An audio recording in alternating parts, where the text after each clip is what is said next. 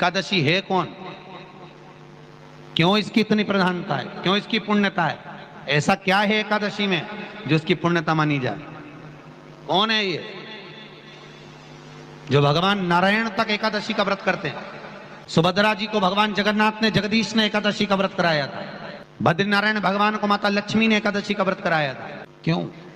चंद्रायण एकादशी व्रत की माता। एकादशी है कौन? तो कहा जिसको व्रत करने पर भगवान नारायण भी जिसका व्रत करते हो, भगवान माता लक्ष्मी जिसका व्रत करती हो, वो एकादशी है कौन? तो शास्त्र वर्णन करता है महाराज, स्कंद पुराण का सुंदर चातुर्मास्य खंड के अंतर्गत वर्णन आया है महाराज।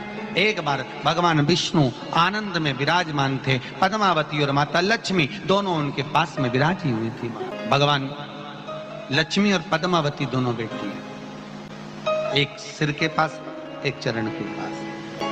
कुछ समय बाद वहीं पर ब्रह्मदेव का आगमन हुआ और ब्रह्मा जी आगमन पाकर भगवान नारायण पद्मावती से लगकर उठे और उठकर लक्ष्मी की ओर झुके। झुकने पर इन तीनों के समागम से भगवान नारायण के हृदय चित्त से एक कन्या प्रकट हो गई।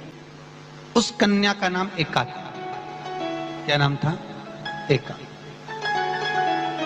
अब 10 उसके गुण इतने प्रबल थे, वो 10 गुण उसके बड़े प्रबल थे कि वो एका जिसको निहारती थी उसको संपदावान बना देती थी। जिसको देख लेती थी उसके जीवन में वो आनंद की अनुभूतियां करा देती थी। एका जिस मार्ग से जाती थी उस मार्ग के द्वार खोल देती थी। एका का पुण्य इतना पुण्य प्रखर। पद्मावती और लक्ष्मी ने कहा महाराज ये बेटी आपके द्वारा निर्मित हुई है, इसका कन्यादान करना चाहिए। हमारे यहाँ हिंदू धर्म में रीति है, जिस दिन कन्यादान करा जाता है उस दिन व्रत रखा जाता है। अब आजकल रखते कि नहीं रखते हो मालूम नहीं, और कन्यादान करते समय व्रत रखा जाता है। व्रत रखना, एका का कन्यादान करना है। भगवान बोले कन्यादान करें, किसको दें? एका किसको दी जाए? एका प्रदान किसको करी जाए? पुण्यता किसको दी जाए? भगवान नारायण ने उसी समय लक्ष्मी और पद्मा से पूछा, तुम एकादशी के दिन जब आप जल शंकर को चढ़ाने तो रोज ही जाते, जब एकादशी का दिन रहे और शंकर जी के मंदिर में आप जल समर्पित करें तो 3 बार मुख से स्वधा स्वधा स्वधा या स्वधा स्तोत्र का पाठ, जिसमें 12 श्लोक 2-4 हैं। पैसा तो आ रहा है पर घर में टिक नहीं रहा। डॉक्टर में, पुलिस में, एक्सीडेंट आदि में, कहीं गलत जगह पर, व्यसन में अगर पैसा जा रहा है, जुए में, मांसाहार, मदिरा पान, या कहीं आया पैसा आने में कमी नहीं, आ रहा है पर टिक नहीं रहा, रुक नहीं रहा।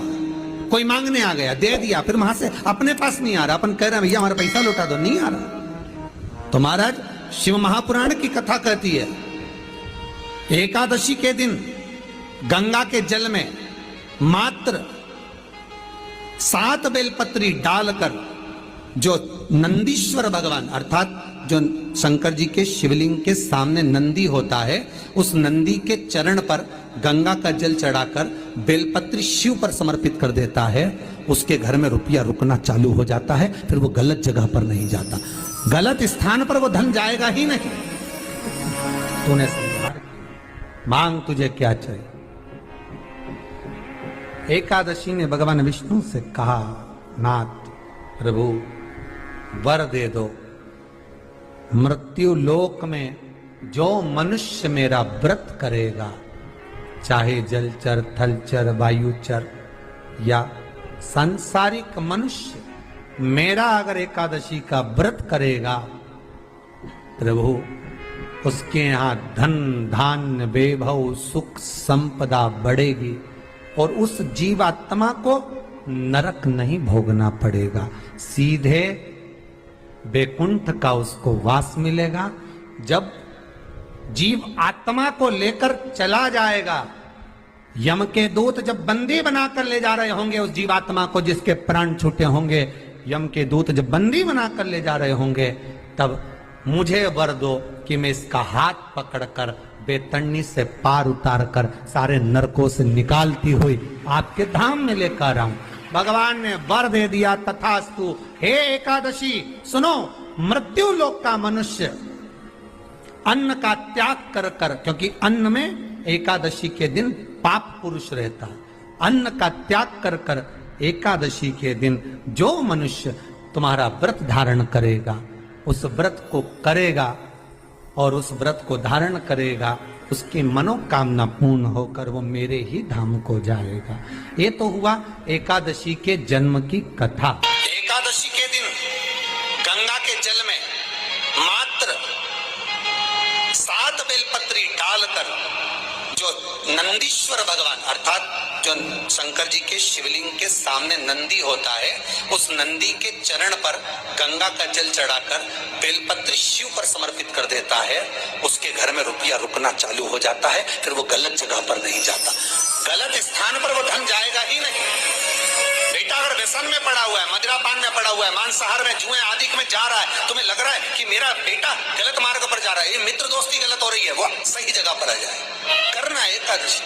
कई लोग इसको धन के लिए भी करते हैं, संपदा के लिए। संपदा के लिए अर्थात जिसका व्यापार नहीं चलता, जिसके घर में पैसा नहीं आता, या नौकरी नहीं लग रही, या सर्विस नहीं लग रही, आप अप्लाई कर रहे हो, जगह जगह जाकर इंटरव्यू भी दे रहे हो और पैसा नहीं आता, तो उसके लिए भी प्रयास किया जाता है। पर उसके लिए यहाँ पर जो धन के लिए करते हैं, उसके लिए विष्णुपदी के लिए करते हैं। मतलब जैसे गंगा के जल में तुलसी के 11 पत्ते डाले जाते हैं और उसको किसी भी नारायण के मंदिर में, राम कृष्ण शिव शंकर नहीं, राम कृष्ण भगवान विष्णु दत्त आदि जितने नारायण के मंदिर हैं, उस मंदिर में किसी भी पात्र में, एक छोटे से पात्र में उसको भरकर रखी जाते हैं महाराज। उससे भी जॉब सर्विस नौकरी में सफलता प्राप्त हो जाती है। परंतु वो भी एकादशी को ही होता है। कुछ देर तक पात्र को रखा जाता है, फिर वही पात्र का जल किसी भी वृक्ष के नीचे डाल दिया जाता है, उससे भी नौकरी के लिए फायदा मिलता है। गंगा का जल कोई साधारण नहीं।